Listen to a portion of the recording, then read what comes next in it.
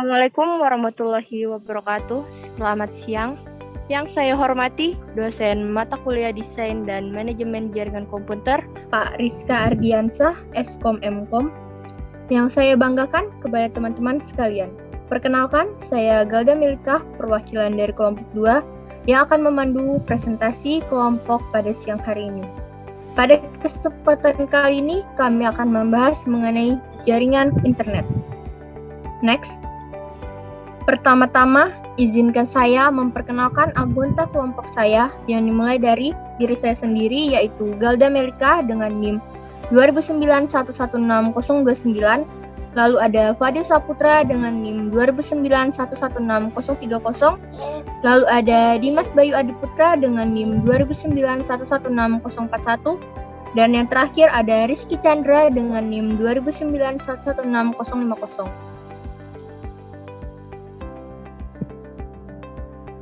Selanjutnya, sesi penyampaian materi akan dipandu oleh saya, yakni mengenai pengertian dan sejarah jaringan internet. Internet atau Internet Network adalah sebutan untuk sekumpulan jaringan komputer yang menghubungkan situs akademik, pemerintahan, komersial, organisasi, maupun perorangan. Internet menyediakan akses untuk layanan telekomunikasi dan sumber daya informasi untuk jutaan pemakainya yang tersebar di seluruh dunia.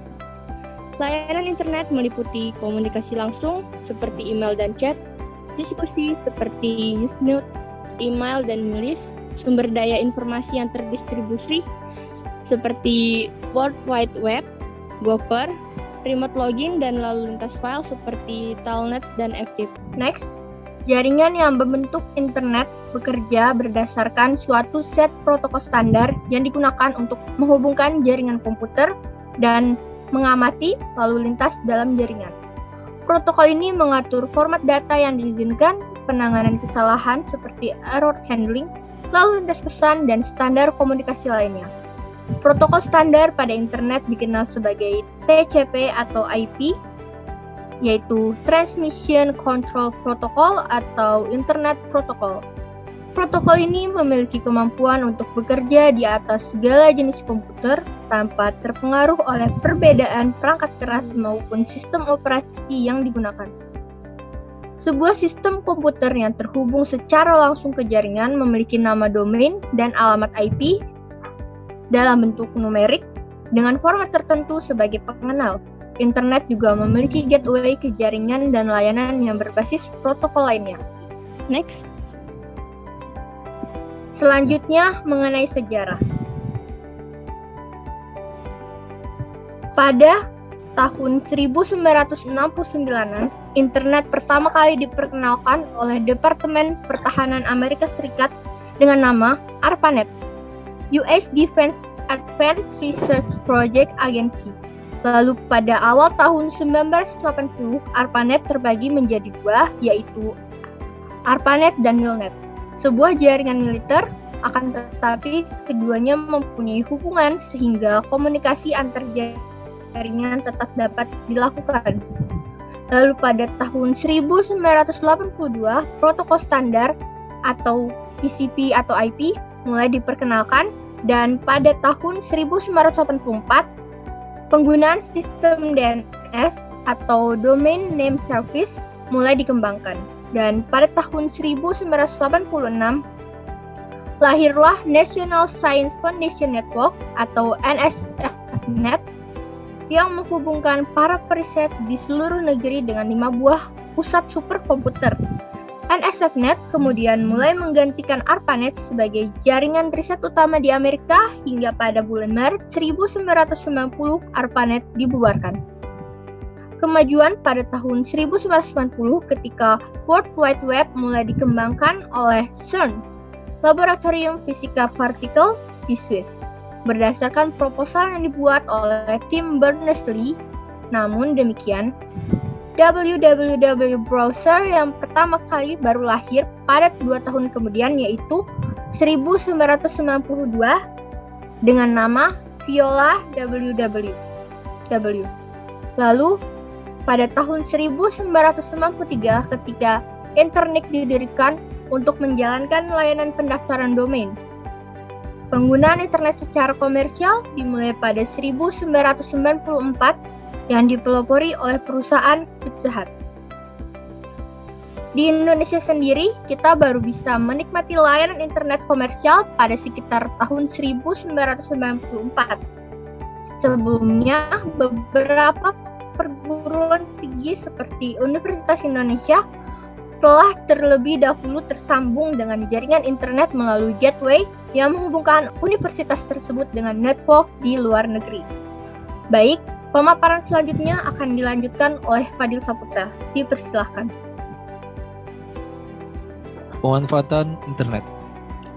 Di zaman sekarang, pemanfaatan internet sudah hampir merata ke semua aspek kehidupan, mulai dari sosial, ekonomi, pendidikan, hiburan, kesehatan, dan keagamaan. Contohnya itu misalnya di bidang pendidikan. Para pelajar dan mahasiswa dapat dengan mudah mencari jurnal dan artikel ilmiah melalui internet. Jadi para mahasiswa ini tidak perlu lagi mengaduk-aduk buku di perpustakaan sebagai bahan untuk mengerjakan tugas-tugas kuliah. Hanya cukup dengan memanfaatkan search engine, materi-materi yang relevan dapat segera ditemukan. Selain menghemat tenaga dalam mencarinya, materi-materi yang ditemui di internet cenderung lebih up to date. Kemudian internet juga berperan penting dalam dunia ekonomi dan bisnis. Dengan hadirnya e-commerce, kegiatan bisnis dapat dilakukan secara lintas negara tanpa perlu beranjak dari ruang tempat mereka berada. Internet juga merambah bidang keagamaan, yaitu bidang yang biasanya jarang mengadaptasi perkembangan teknologi. Di sini internet dimanfaatkan untuk sarana dakwah maupun diskusi-diskusi keagamaan.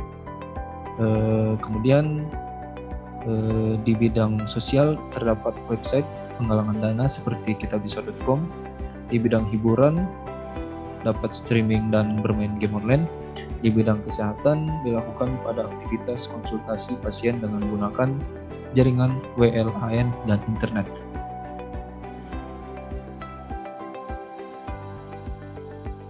Kemudian teknologi.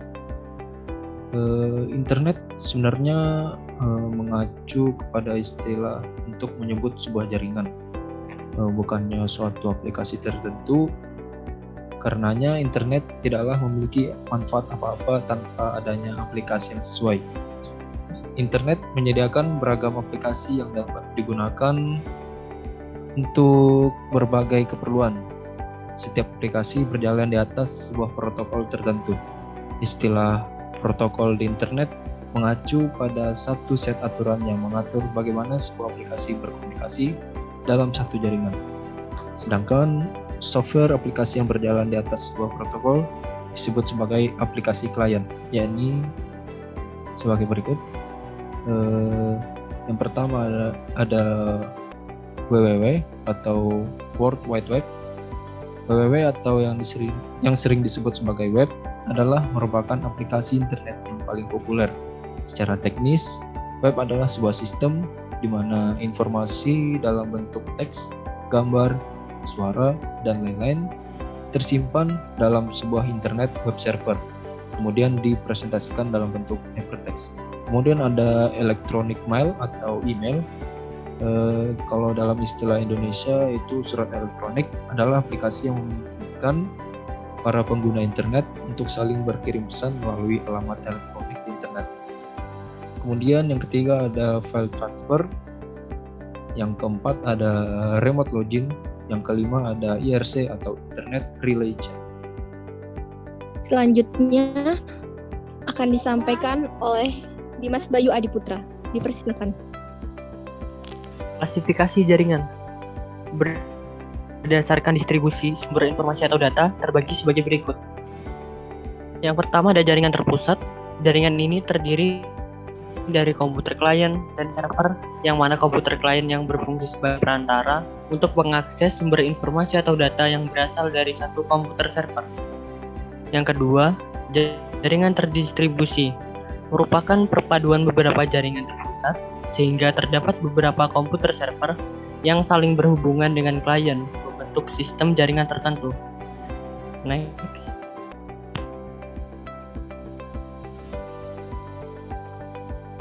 Klasifikasi jaringan berdasarkan jangkauan geografis dibedakan menjadi 4, yaitu yang pertama ada jaringan PAN atau Personal Area Network. Jenis jaringan komputer PAN adalah hubungan antara dua atau lebih sistem komputer yang berjarak tidak terlalu jauh. Biasanya jenis jaringan yang satu ini hanya berjarak 4-6 meter saja. Jenis jaringan ini sangat sering kita gunakan, contohnya untuk menghubungkan HP dengan komputer. Next. Yang kedua, jaringan LAN atau Local Area Network merupakan suatu jaringan komputer yang menghubungkan suatu komputer dengan komputer lain dengan jarak yang terbatas, seperti laboratorium, LAN, serta dalam satu warnet. Next. Yang ketiga ada jaringan MAN atau Metropolitan Area Network. Merupakan jaringan yang mencakup satu kota besar beserta daerah setempat. Prinsipnya sama dengan LAN, hanya saja jaraknya lebih luas, yaitu 10-50 km. Contohnya jaringan telepon lokal, sistem telepon seluler, serta jaringan relay beberapa ISP internet. Next. Dan yang terakhir adalah jaringan WAN atau World Area Network. Merupakan jaringan dengan cakupan luas, jaraknya antar kota, negara, dan benua. Ini sama dengan internet, contohnya jaringan PT Telkom, Telkomsel, dan masih banyak lagi. Next. Klasifikasi jaringan berdasarkan peranan dan hubungan tiap komputer dalam memproses data, yaitu yang pertama ada jaringan client server, yaitu jaringan komputer dengan sebuah komputer yang didedikasikan khusus sebagai server. Pada jaringan ini terdapat satu atau beberapa komputer server dan komputer klien. Komputer yang akan menjadi komputer server maupun menjadi komputer klien akan diubah-ubah melalui software jaringan pada protokolnya. Komputer klien sebagai perantara untuk dapat mengakses data pada komputer server, sedangkan komputer server menyediakan informasi yang diperlukan oleh komputer klien. Next. Yang kedua ada jaringan peer-to-peer. Pada jaringan ini tidak ada komputer klien maupun komputer server, karena semua komputer dapat melakukan pengiriman maupun penerimaan informasi, sehingga semua fungsi sebagai klien sekaligus sebagai server. Next. Klasifikasi jaringan berdasarkan media transmisi data, yaitu yang pertama ada jaringan berkabel atau wired network. Pada jaringan ini, bukan satu komputer dengan komputer lain diperlukan penghubung berupa kabel jaringan. Kabel jaringan berfungsi dalam mengirim informasi dalam bentuk sinyal listrik antar komputer jaringan. Next. Yang kedua, ada jaringan nirkabel atau wireless network. Merupakan jaringan dengan medium berupa gelombang elektromagnetik. Pada jaringan ini diperlukan kabel untuk menghubungkan antar komputer karena menggunakan gelombang elektromagnetik yang akan mengirimkan sinyal informasi antar komputer jaringan. Selanjutnya akan dipandu oleh Rizky Chandra. Dipersilahkan. Contoh kasus penerapan. Zaman sekarang, kita sangat akrab dengan istilah semacam e-commerce, e-banking, e-government, e-learning, dan sebagainya. Huruf E di sini mengacu pada elektronik, tapi lebih banyak digunakan dalam konteks internet. Jadi, istilah-istilah tersebut bisa dibaca sebagai electronic commerce, electronic government, electronic banking, atau electronic learning. Kita masuk kepada contoh yang pertama, e-commerce. Dari namanya, kita sudah bisa menebak kalau ini berkaitan dengan kegiatan yang bersifat komersial. Tidak salah memang, karena istilah e-commerce yang akan kita bahas ini memang mengacu pada kegiatan komersial di internet. Contoh paling umum dari kegiatan e-commerce tentu saja adalah aktivitas transaksi perdagangan melalui sarana internet. Dengan memanfaatkan e-commerce, para penjual atau merchant dapat menjajakan produknya secara lintas negara karena memang sifat internet sendiri yang tidak mengenal batasan geografis. Transaksi dapat berlangsung secara real time dari sudut mana saja di dunia asalkan terhubung dalam jaringan internet. Umumnya, transaksi melalui sarana e-commerce dilakukan melalui sarana suatu situs web yang dalam hal ini berlaku sebagai semacam etalase bagi produk yang dijajakan. Dari situs web ini, para pembeli atau customer dapat melihat bentuk dan spesifikasi produk bersangkutan lengkap dengan harga yang dipatok. Berikutnya, apabila si calon pembeli tertarik, maka ia dapat melakukan transaksi pembelian di situs tersebut dengan sarana kartu kredit. Berbeda dengan transaksi kartu kredit pada umumnya yang menggunakan peralatan khusus, transaksi kartu kredit di internet cukup dilakukan dengan memasukkan nomor kartu kredit beserta waktu kadaluarsanya pada formulir yang disediakan. Masuk kepada contoh yang kedua, e-banking. Electronic banking atau e-banking bisa diartikan sebagai aktivitas perbankan di internet. Layanan ini memungkinkan nasabah sebuah bank dapat melakukan hampir semua jenis transaksi perbankan melalui sarana internet, khususnya via web. Mirip dengan penggunaan mesin ATM, lewat sarana internet, seorang nasabah dapat melakukan aktivitas pengecekan rekening, transfer dana antar rekening, hingga pembayaran tagihan-tagihan rutin bulanan seperti listrik, telepon, dan sebagainya melalui rekening banknya. Jelas banyak keuntungan yang bisa didapatkan nasabah dengan memanfaatkan layanan ini. Terutama bila dilihat dari waktu dan tenaga yang dapat dihemat karena transaksi e-banking jelas bebas antrian dan dapat dilakukan dari mana saja sepanjang nasabah dapat terhubung dengan jaringan internet.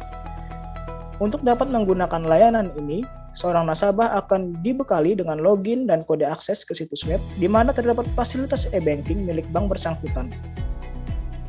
Selanjutnya, nasabah dapat melakukan login dan melakukan aktivitas perbankan melalui situs web bank bersangkutan. E-banking sebenarnya bukan barang baru di internet, tapi di Indonesia sendiri baru beberapa tahun belakangan ini marak diaplikasikan oleh beberapa bank papan atas.